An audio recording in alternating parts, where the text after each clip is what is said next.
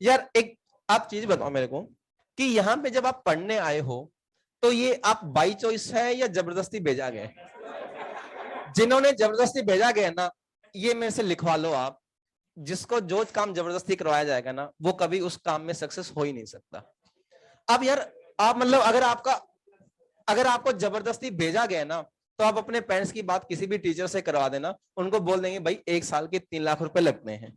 और अगर आपको 3 लाख रुपए देने का इतना ही शौक है तो फिर ऐसे किसी को दे दो, अच्छे आदमी को दे दो, भले आदमी को दे दो, है ना।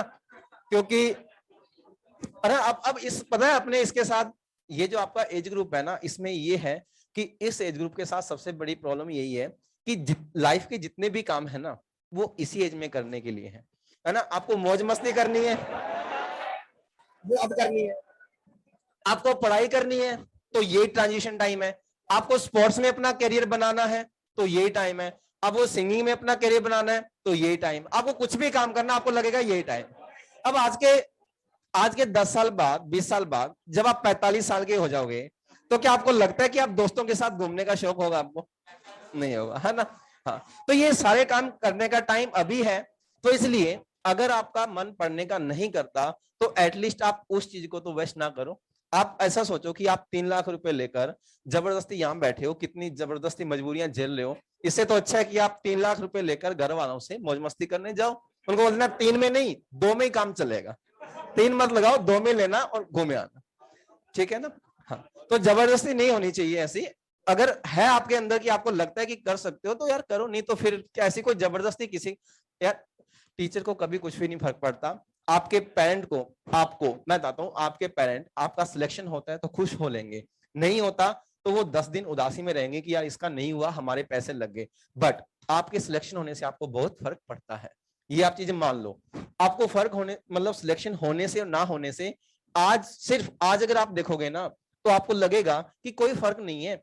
550 नंबर मेरे आ रहे हैं, मेरे दोस्त के 510 आ रहे हैं, किसी दूसरे दोस्त के 600 आ रहे हैं, तो आपको लगेगा क्या यार 4-5 क्वेश्चन का तो फर्क है। बट ये 4-5 क्वेश्चन का डिफरेंस जो है ना, वो आज 4-5 क्वेश्चन का है, वो आज आपको नजर आ रहा है कि 500 और 600, 550 एंड 600, ये आप कंपेयर कर लेना आज के 10 साल बाद, ये डिफरेंस इतना बड़ा हो जाएगा, आपको लगेगा कि मतलब यहाँ पे बाइनरी में चलता है पूरा कुछ। ऐसा नहीं है कि 500 वाला लाइफ में यहां पहुंचेगा तो 550 वाला यहां, फिर वो यहां और ये यहां। ये सबसे खास बात है कि अगर मान लो यहाँ पे कॉम्पिटिटिव एग्जाम में अगर कोई बंदा सक्सेस होता है तो मतलब ऐसा नहीं है कि आगे स्ट्रगल खत्म हो जाएगा, स्ट्रगल रहेगा, बट फिर स्ट्रगल अच्छी चीजों के लिए रहता है, वो स्ट्रगल उतना ही अच्छा रहता है। अब ऐसे नहीं है कि स्ट्रगल मतलब इस चीज के लिए पढ़ रहे हैं कि यार मेरे को कोई 10,000 की जॉब दे दे, 20,000 की जॉब दे दे, फिर आपका स्ट्रगल रहेगा कि यार मेरे को अच्छी चीज के लिए स्ट्रगल करना है, फिर आपका स्ट्रगल बड़ा होगा, बड़ी चीजों के लिए होगा जिसमें आपको मजा भी आएगा। नहीं तो फिर पता है आप अपने आसपास ही देख लेना, इसमें मेरे को एग्जांपल देने की जरूरत ही नहीं है, आप अपने आसपास देख लेना कि ऐसा होता है कि यार कैसे ना कैसे करके यार 20,000 की गवर्नमेंट जॉब लग जाए ना, बहुत अच्छा है।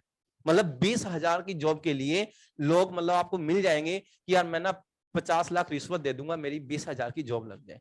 ये ट्रू है, मतलब 20,000 की जॉब आप सोचो, जो उसकी पूरी जॉब में मतलब उतने कमा भी नहीं पाएगा, तो उसको ये लगता है कि बस लग जाए, लोग ये ना बोले कि बेरोजगार है ये, ठीक है ना। अगर कॉम्पिटिटिव एग्जाम क्लियर करते हो आप तो ये एज ऐसी है यार कि इसमें अपने को कुछ ज्यादा करना ही नहीं है। सिंपल फिजिक्स, केमिस्ट्री, बायो, ये 3 सब्जेक्ट हैं, इनके कुछ चैप्टर हैं क्लियर करने।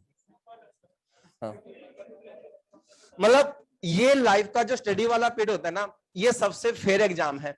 आपने कुछ दूसरे एग्जाम सोचे होंगे कि वो आज एग्जाम होता है, उनका 2 साल बाद रिजल्ट आता है, सुने ऐसे एग्जाम, और वो कब एग्जाम आता है। लेकिन नीट के, आईआईटी के ऐसे एग्जाम है जो सबसे फेयर एग्जाम है, अगर जिसमें आपने जितना किया ना, इसमें कोई ऐसा नहीं है कि आप बोलोगे कि रिश्वत ले ली, कि रिश्वत दे ली किसी ने, अगर आप में दम है तो आपका हो जाएगा।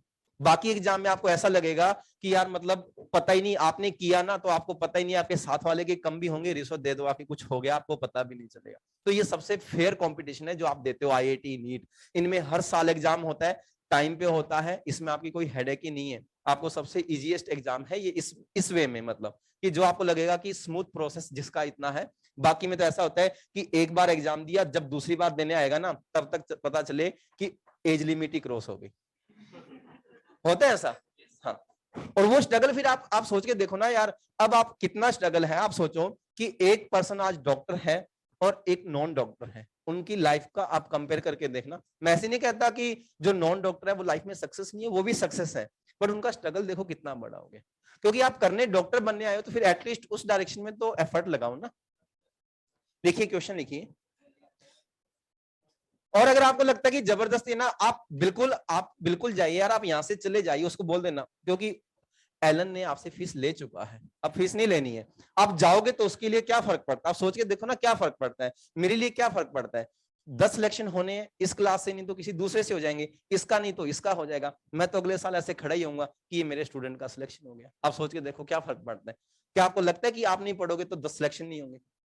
होंगे, पर वो आपका नहीं किसी और का होगा।